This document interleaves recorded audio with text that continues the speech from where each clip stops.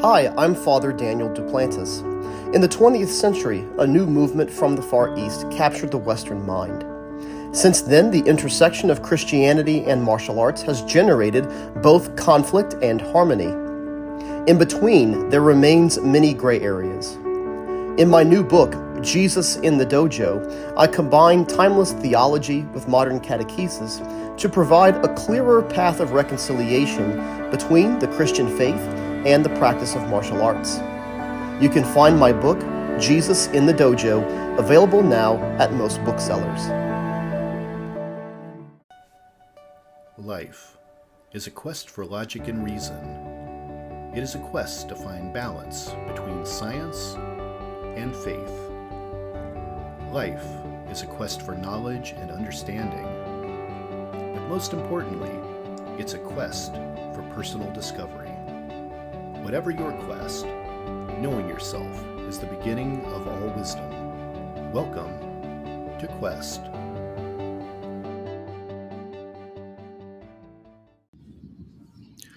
Hi, Lucy. Welcome back to the Quest podcast. Hi, it's great to be back. I'm excited to talk with you. Yeah, well, this is the beginning of season 6, so I'm on my way to 100 episodes. So you're in the season where that's going to happen. Nice. Congrats. That's so exciting. I don't have records like you, but I'm pretty happy I'm getting to 100. So, Yeah. But I wanted to have you back because you are really extraordinary, and I loved our last interview, and it was actually one of my most popular episodes of the last season. So I wanted to have you back because you have new stories to share, new experiences, some crazy stuff I'm going to save for for a moment from now when we get into this. But I want to refresh my memory. So when we talked last time, you were planning to. Correct me if I'm wrong, but were you planning to climb a different mountain, and then there was a reason you couldn't, and then you chose K2 instead? Was that what it was? Yeah, I've been trying to do the Explorers Grand Slam, which Everest was a part of, and so I was planning on doing the tallest mountain in Papua New Guinea, which is the tallest mountain in Oceania as well, and that one's called Karsten's Pyramid. So I was planning on doing that, but it's been closed for years, and unfortunately, it continued to be closed due to tribal warfare. So there's like a big civil war going on in that country. So I wasn't able to do that, and then I was hoping to go to the North Pole. But then with the Russia-Ukraine war, that one was also closed. So just kind of a lot of logistical problems around doing the Explorers Grand Slam right now. So that's when I decided I'll go to K2 instead. Now, is K2 is a tougher climb than the other two you just mentioned, right? Like what you were going to do before? Oh, much tougher. Yeah, it's said to be the hardest mountain actually in the world to climb. It's tougher than Everest, tougher than pretty much any mountain there is. So you did this over the summer. So tell me about that experience, because I watched anything I could watch that was on your Instagram, all your feeds. And for the first thing I noticed was it seemed like it took forever for you to actually get to the mountain, and it was like constantly like hiking and hiking and hiking. And I was like, when's the climb going to begin? Talk to me about the preparation that went into this, and what it was like just to get to the base of this before you started to climb, because the climb itself is its own crazy part of the story. But give me the setup for this. Yeah, going to base camp on K2 is definitely not an easy feat. It was a lot harder than the base camp trek to Everest. It took 8 days in total. So we were trekking for 8 days, but it was very deserty. It was a desert climate, so that made it really difficult just with trying to conserve water, and then just being in that hot environment for so long was really challenging. And it was a lot longer days, a lot harder days for sure than the Everest base camp trek. So yeah, it was definitely a challenge just to get to the base camp. But then base camp, I was there for a long time before I got to actually go and do the actual climb. And just kind of like walk me through what that's like just to get to the base of the mountain. Are we talking like, are you hiking like 8 hours a day, 10 hours a day? How many miles is that? Like, what was that like? What were the details of that? It varies a lot, but it's around like our longest day was 13 miles and our shortest day was probably around 6 or 7 miles. So it was maybe like a four. I think the shortest we hiked was like a 3 or 4 hour day.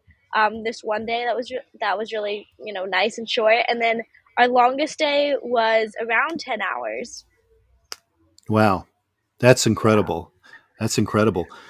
I think one of the biggest stories we heard this year was about the death that was on the mountain, and you were there when this happened. So tell me about the climb itself and how that was for you, and then when you heard about this death on the mountain. Let's hear that. Yeah, K2, the climb was a crazy experience. It was the longest I'd ever been on a mountain. I was on the mountain for 40 days. So most of that time I was stuck at base camp. It was a really horrible weather season for K2, and normally one of the hardest parts about that mountain is the high winds and bad weather, but this year particularly was really tough. So I did one rotation up to Camp 1 and back, but we didn't go higher than that just because of the weather. It was like a short window. So, and there's 3 camps, and then some people use 4, and then the summit. So we were just going to use Right. 3, and then the summit. So we went up to Camp 1, back down, and going to Camp 1 is super challenging. It's harder than most days on Everest. Like one of the hardest climbing days I've ever had. It was very difficult to get up, and we actually went to Camp 1 2 different times to acclimatize, because we went up and then it took so long for the rope fixing team to set the ropes because of the weather, that we had to go another time to acclimatize, because our bodies weren't acclimatized anymore to go on the summit push. So it was a lot of just kind of like on the fly things. No one really knew what was going to happen. But then finally we got the signal to go. Everyone was like, okay, like let's go for the summit. And it was maybe the last weather window of the year. So there had been no other windows before that. The rope fixing team hadn't even fixed to the summit. So to even climb a mountain like K2 or like Everest, there's a team that it's called the rope fixing team that puts ropes all the way to the summit of the mountain. And that's what allows you to like go up and down those ropes to actually climb the mountain. So before Right. you even start to climb, like those ropes have to be up there. So Right. that's what was like kind of holding everyone back, was that it was just such bad weather, the rope fixing team couldn't even go up. But Mm. finally we decided, we were just going to follow one day behind the rope fixing team, and everyone, literally like 150 people, all tried to summit basically the same day, all on the same summit timetable. So Wow. yeah, we went up Camp 1, going to Camp 2, Camp 3, and then that's when going up to Camp 4 or going up to the summit from Camp 3 that night was when the accident happened, which is a Pakistani porter that was with the rope fixing team actually fell, and he somehow, we don't it's still kind of unclear what happened. We don't know if like he broke a bone or something, but he couldn't walk down by himself, and he was hanging upside down with his stomach exposed just to the elements, and it was freezing at that time of night. He didn't have proper gear, proper clothing on, so his stomach was just exposed, and he was in really bad shape. And the kind of scandal part of it was that people actually walked past him, like stepped over him while he was dying to get to the Yeah. summit. So that's made big waves and ripples in the mountaineering world since then. I followed some of the stories. You were in a lot of stories about your trek to get to the top, but I did read a lot of news stories out there, and it seemed like there was a lot of conflicting information about what happened to Muhammad Hassan and what exactly the injury was. Some people had said he fell into like a crevasse, and then other people said, part of some ice had broken off and hit him. And like, there was a lot of, I never really got the straight story maybe on what happened. And Mm-hmm. like you were saying about people, stepping over him, one of the stories I read was about a climber who was trying to make the fastest climb to the top, and that the arrogance of her to disregard someone's safety to achieve a record. And it's really, you're right, it was very scandalous. And I didn't know this kind of thing existed in the mountain climbing world. And then I do recognize, like, I imagine a rescue for a guy like that would be very, very difficult, right? Yes, definitely. He was in probably the most dangerous part of the mountain called the bottleneck, and to have a rescue would have been near impossible. Hmm. But people say like you still have to try. Someone's dying, at least an effort, should be made. That's kind of been like the main kind of like point is that it's not that could it have happened or not, could it have been successful. It's it should have happened regardless. Yeah. It's what people are saying. I remember you posted a photo that was just a bottleneck of people. There must have been 100 Mhm. people on the mountain in Yeah. front of you. That was insane. And I believe it was like the middle of the night, right? It was like, you were climbing like really late. Yeah, you always start like summit day. We started at midnight, and that was actually later than anyone else started. Our plan was kind of to start later. People start at 5 p.m., 6 p.m., 7 p.m., 8, like all throughout the night, and start climbing to summit the next morning. Right, right. And then I guess, you never saw the guy that was injured, did you? Did you ever get that close? No, I didn't. Actually, the photo that I took of those like that line of people was the basically the farthest I went. Right Mhm. after that photo, we were hit by a big avalanche caused by everyone standing and waiting. Because what happened, what the photo was kind of showing was that everyone was just standing still, like no one was moving because of the Muhammad Hassan who had fallen. No one knew what to do, like how to help him. So everyone was just backed up in a very dangerous part of the mountain.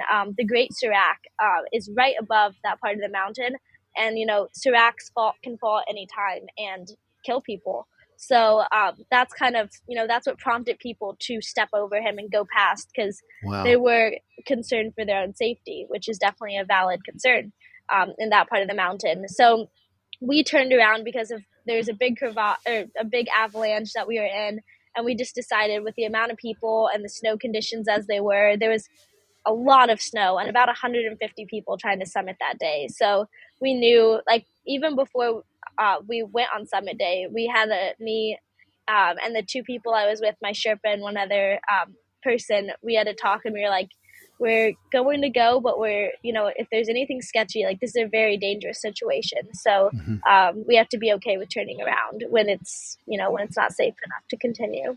So that's what we did. And when you heard about Muhammad, like, is that? I mean, that's got like be like a grapevine thing, right? Like everyone's just talking about it down the mountain, and you're hearing someone's Mhm. injured.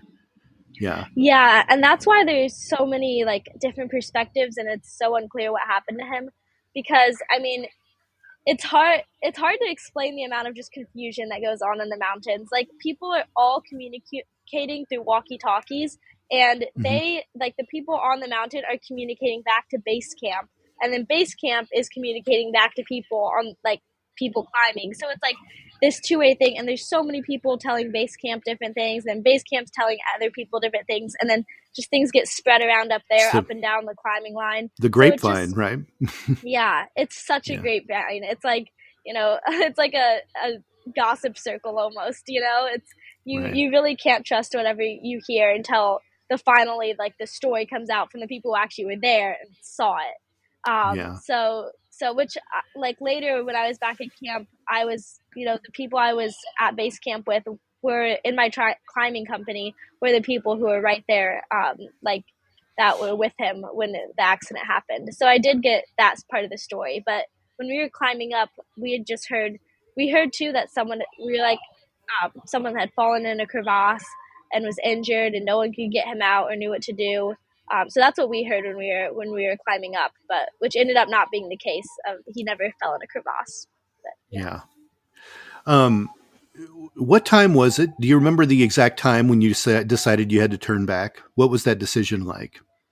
It was around 3 a.m. So we had only been climbing for about 3 hours, and we were making really good time. We were almost going too fast because our plan was to leave later so that everyone would leave earlier than us and pack the trail for us, and that, there would be less avalanche danger and we wouldn't be near people. So there would, that would also make it so there's less avalanche danger, because it's usually the people climbing in front of you that kind of start those avalanches. Right. So we want to be kind of behind everyone, the big herd of people. But by the time, 2.5 hours, we had basically, when I took that photo, we basically caught up to everyone in that line. And that was right around Camp 4, which no one actually used that year, but right below the Great Serac, where Camp 4 normally would be, is when we kind of, caught up to everyone, and that happened. So it was, that was kind of like the the bad part, is that we caught up to everyone, and that's what caused the avalanches of people ahead of us. And what was that like, that decision to turn back? Is that bittersweet? Were you sad? Is it, how do you feel about that? It's definitely, it's difficult. And on this mountain, I definitely handled it better than I'd, handled past mountains where I've had to turn around early. I was definitely at peace, honestly, with the decision, because just going up to that point, I knew I was super proud of the effort I'd put in, of everything I'd done. And I almost had this feeling where I knew I could summit. It was only, we were hours away from the summit, and I was feeling really, really good. So I almost had kind of this peace of mind where it's I really believe I can do this, but I just decided that it wasn't safe enough. And honestly, it wasn't safe enough for the people around us either, because the more people that are up there, the more you put yourself and the people around you at risk.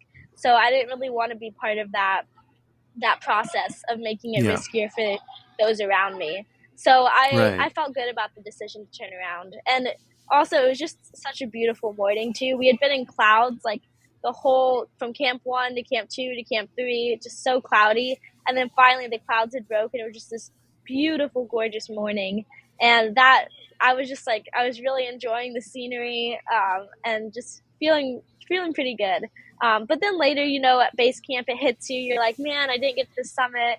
I really wanted to do that. And that definitely hits you. But it didn't really hit me in the moment we were turning around. It kind of hit me later. But I still, even now, I'm still at peace with my decision. I'm glad that I made that decision. Yeah. Yeah. I know after you got back, you posted, some things about, you were really, rethinking things about your experience mountaineering. And I was wondering what that meant. They were fairly cryptic posts, and I thought, just, I couldn't help but wonder, is Lucy not wanting to climb anymore?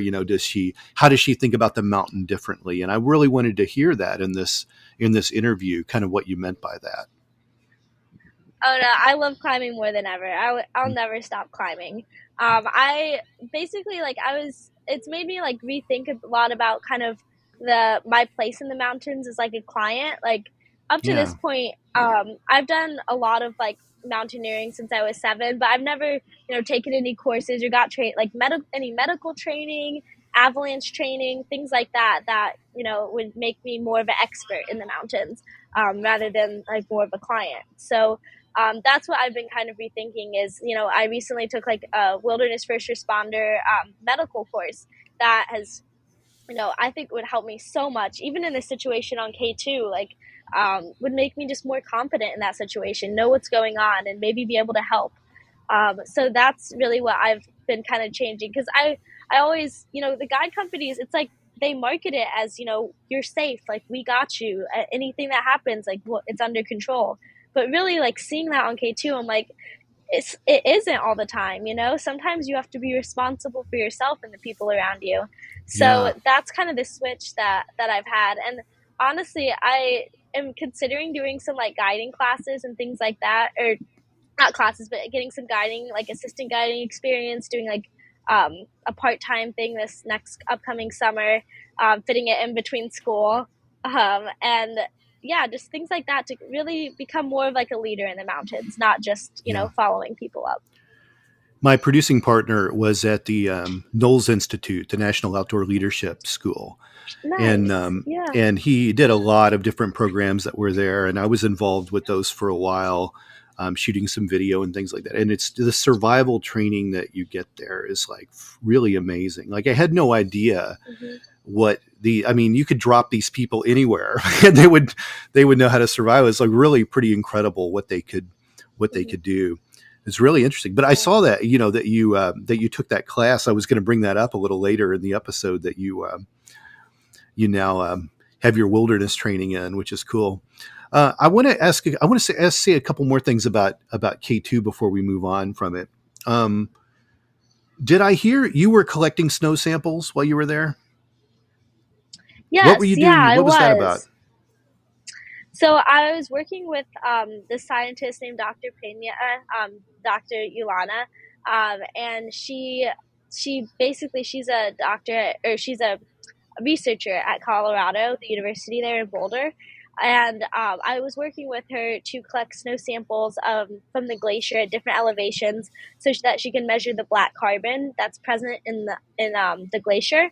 And the black carbon is what basically contributes to the melt of the glacier, Hmm. because it's very like dark. It tracks the sun, and that's what really causes the glacier to melt a lot faster than it normally would. And black carbon comes from, you know, basic carbon emissions like your car, factories, things like that. Yeah. So, if you're cooking something, anything, it basically creates that black carbon. So she's studying how much of it is up there, how exactly that like it contributes to the melting glaciers, and then how we can prevent it and try to reverse those effects. So that's what I Wow. was doing, is just helping to collect that data. Wow. So when will Lucy return to K2? I'm assuming you want to try it again, right? Yeah, I definitely do at some point. I This next summer, I definitely won't, just because I really want to focus on that more of the guiding aspect. And that'd probably be somewhere in the U.S. or Canada, somewhere more local. But I definitely do want to go back, and a lot of that depends on funding, because K2 is a very expensive mountain. So I definitely, it depends when funding comes in, things like that, sponsorships. But I would, so one of these upcoming summers, hopefully in the next few years, I would love to get back to it. Yeah. Yeah. Um, I was reading a story the other day about Mount Fuji. I made some notes about it. I wanted to bring it up because there's a lot of problems right now with Japan's highest peak as a victim of over tourism. And I want to talk about over tourism because what I saw, the pictures you posted, the stuff I saw was like, this is madness. Like I had no idea so many people were going to these mountains and doing this. Like I didn't realize this was such a popular sport and so many people, and especially at the cost. Like I saw how much money you were raising and I was like, this is nuts that people can do this. And so I have some stats here. And it says for Mount Fuji, it says in 2012, more than 2.3 million people visited the 2,400 meter high fifth stage, with a smaller number continuing to the 10th and highest stage. By 2019, that number had more than doubled to just over 5 million. And in July of this year, when the annual climbing season began, about 65,000 hikers reached the summit, an increase of 17% from 2019. This is crazy, these numbers. Have you been Yeah, experiencing this yourself? Like, I guess I assume so on K2. definitely. And I think one of the main things is the 14 peaks that are over 8,000 meters. Those have become super popular, which K2 is one of them, and Everest as well. So I think, especially with like the 14 Peaks documentary, and just like the media around mountaineering, these kind of 14 peaks have been really like popularized, and all over as well. Like Mount Fuji is an example of how this is happening all over. But yeah, like I've really witnessed just yeah, the change in mountaineering, that and I haven't been around mountaineering for that long, especially not in the Nepal and in the Himalayas. But from what I've kind of read and seen, it seems like it's becoming, yeah, a very very popular for almost anyone that's an athlete that's in shape, and that's causing a lot of problems, because sometimes people that aren't experienced can make it to the top if your trip goes smoothly. But if a lot of times it doesn't go smoothly, and if you have no prior mountaineering experience, you have no idea what to do. You're completely in the hands of your guide or your Sherpa. And they're amazingly strong, but sometimes you have to be responsible for yourself. Sometimes they can't help. So it's definitely an issue. And, also with like the the pollution on the mountains that goes with so many people being on it, and I the wanted to ask glacier about that. melt, Yeah. all of The that. trash. And Yeah. I figured that many humans up there would probably be wrecking things. Yeah, and it's a lot of like the media portrays it as more than it is. Like there's not like piles of trash on Everest or K2. I've never seen something like that. But there definitely is trash up there. I mean, there's people climbing up and down the mountains. There's going to be trash around. So it's definitely an issue for sure that there needs to be more regulations, and the U.S. has regulations like that. In national parks, you have to pack in and pack out everything, even your poop, you pack in and pack out. So there's just not those same regulations over there, yet, but hopefully there will be eventually, and definitely more regulations also on who is qualified to be a client in the mountains. But the guide companies, I mean, it's completely changed the economies over there, for the better. Like these very poor towns are now, seeing much more tourism, and it's really helping them. So there is definitely a positive side to it as well, where it's lifting people out of poverty. So I don't blame them for marketing it to everyone they can, because that's their source of income. For me, I always looked at people that wanted to climb these amazingly tall mountains as these like elite adventurers, the kind of people that would want to take a balloon around the world, or go up and, for space tourism. Like to me, it always seemed like a very elite thing to do. But then I see all of those people in the mountain. I think to me, almost looks like a touristy thing to do if you can afford it. And then I can't help but wonder, like in the case of Muhammad Hassan, like it doesn't, I don't know how experienced he was, but it doesn't seem like he was too well prepared, at least attire wise, for what he was doing, which makes me think, well, he probably should have never been on the mountain to begin with. Is there some truth to that, you think? Yeah, I mean, not on the mountain at all, but definitely not, above base camp to where things get really technical without any training. Like, yeah, I mean, from what I've heard and read, it sounds like, he really didn't have any mountaineering training.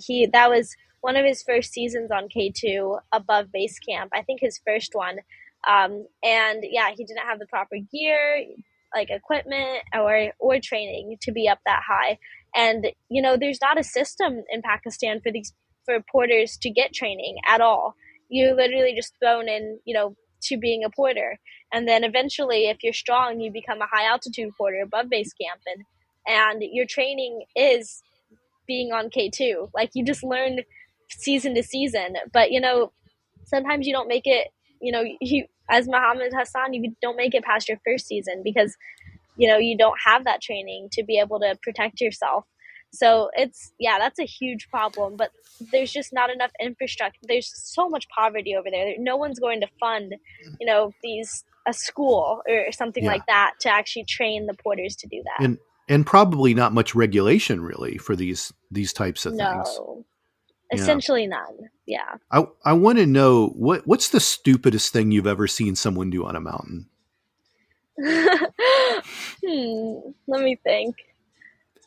I You can't must think have of like seen anything off the top of my head. you must have seen someone incredibly inexperienced or wearing something incredibly dumb or taking a selfie at absolutely the wrong place that they shouldn't be doing it at. Have you seen anything, or have you been around like just people that really knew what they were doing and you didn't see anything like that? But I'm curious. More recently, I've definitely been around, people that I've know what they're doing, Yeah. and I haven't seen like a ton of stupid things. But I mean, like one of the more serious things that I've seen that was definitely a very bad decision was when I was on Denali my first time. There was a man who clearly had very bad pulmonary edema, which is like fluid in your lungs due to altitude. Mhm. And that's like a very serious condition where you need to go back down. And like everyone could hear it. You could hear him just like coughing and like the fluid in his lungs, and he just kept going up and up. And actually, it cost him his life. He died on Wow. that mountain. But yeah, like just summit fever type of things, like where you do step over someone that's dying, type of things like that. That you get so focused on your goal, and some people, you train for years, you invest so much money and time into these goals. Like, yeah, I understand that you want to accomplish them, but yeah, some people definitely get that. I mean, everyone gets that tunnel vision, that trying to go for your goal, just to what extent you're willing to go to. Yeah, yeah. Well, so you're back in the U.S. now. You're taking a break from college, right? You're off for this semester, but you're going back at the beginning Yes. of the year. What's Yes. next for you? I know you're talking about wanting to like level up your schooling and getting some training on some things like this, but what are the next big goals for you? If you had to pick another mountain to climb now, what's next? What's 18 months or 2 years from now look like for you? Well, I'm really getting into rock climbing, especially like when I look into like guiding opportunities. If you really want to be a serious guide, like you have to have that rock climbing aspect. So, Hmm. and I've wanted to rock climb for years. I've just never had the time. I've always been in high school, college. Whenever there's a break, I go to a mountain. Um, more focused on high altitude and glacier mountaineering rather than like rock climbing. It's never really been a part of what I do. So it's been really exciting to get more into rock climbing these past, honestly, few weeks. I've just been going to the indoor gyms around here, but Hmm. in this time off right now, I'm getting to go to Joshua Tree for a few days, Yosemite. So I'm definitely going to look for some bouldering and rock climbing around those places for sure. Um, so that's really exciting, just kind of like recently. And I'm also hoping to do an avalanche course in my time off from school in like November before I go back in January. So just getting more like skills like that and more safety things. And then, as I said, maybe guiding, assistant guiding next summer would be amazing. Somewhere like Mount Rainier, somewhere, in the US on a glacier mountain would be pretty awesome. And then hopefully just getting prepared for the next mountain. And I still really am hoping to do the Explorers Grand Slam. As soon as those mountains open up, I am going to be there. I'm really excited for that, but that's just something I can't control with these wars going on. But hopefully they end soon, and I'm able to do that. But I'm also another kind of aspect is that I love the climate research I've done on K2 has really inspired me to kind of get more into that. So I'm applying for a lot of grants and scholarships to be able to maybe go to Antarctica or the North Pole and do more climate research there. So I'm really looking forward to hopefully those adventures if those scholarships work out. So nothing like set planned, but a lot of possibilities for the future that I'm really excited about. Yeah. I don't think I ever asked you this in the previous interview, but do you see kind of if you were able to leap forward in your life a little bit, post post college, do you see yourself maybe having a career surrounding this outdoor life, or do you see yourself in a completely different type of setting? What is your degree? What do you kind of degree are you getting? My degree is public policy, so Mm. I'm hoping to go into water policy. I'm really passionate about the water and sanitation crisis. A big focus of the brand I've made is, to fundraise for water projects in different countries. So that's always been like, I've always been really focused on that. That's always been something that's, I'll wait for this plane to go. It's always been something that's been really kind of central to who I am and something I love to do. And but I have been like, I definitely want to be in the outdoors my whole life, and just with the expense, I've been thinking recently that it's much better to be a guide than a client if it's something you're going to be doing for your whole life. So I definitely see being in the outdoors my whole life, and I've been considering more of that like career in the outdoors. But if I could do a combination, have my own brand that like leads outdoor like guiding activities, but something I can do like part-time while I'm still doing the water policy and all that. I'm not sure. We'll see. I have like too many passions that I really love to do, but You have I some could time. definitely see that. Yeah, You have still some time. figuring it out. Well, Lucy, it's been a pleasure to have you back on. Tell everyone again how they can find you out there on social media and the interwebs and all that good stuff. Yeah, I have a website. It's lucyclimbs.com. And that has, all my information on it, links to my Instagram and all of that. But Instagram is definitely what I'm most active on social media wise, and that's What's Next Lucy. Facebook, my Facebook's linked to that, so Facebook as well, same What's Next Lucy. So yeah, that's pretty much the platforms that I'm active on. Sometimes I post a TikTok here or there, and it's the same What's Next Lucy Sure. username. Yeah. Well, let's do this again after your next mountain. Sounds good. I love it. Metacortex Publishing hopes that you've enjoyed this presentation. Please take a moment to listen to some other podcast offerings from Metacortex Publishing.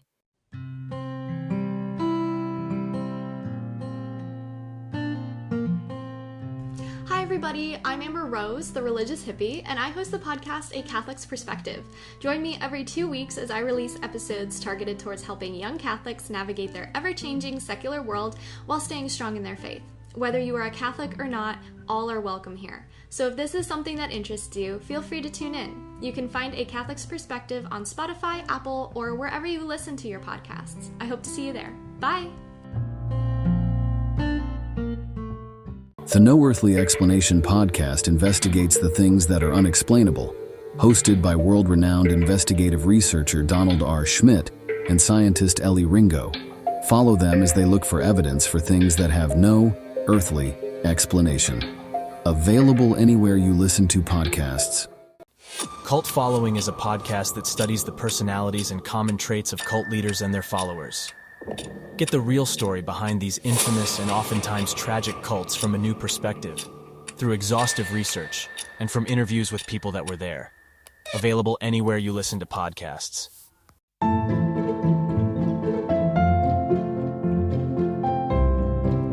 Hi, I'm Father Daniel Duplantis, a Catholic priest, martial artist, and host of the Karate Priest podcast. Have you ever wondered what the church teaches about different topics? Are you a martial arts enthusiast or just someone who wants to learn more about martial arts? I'd like to invite you to join me and many guests on my podcast as we cover topics of faith, everyday living, and martial arts on the Karate Priest podcast.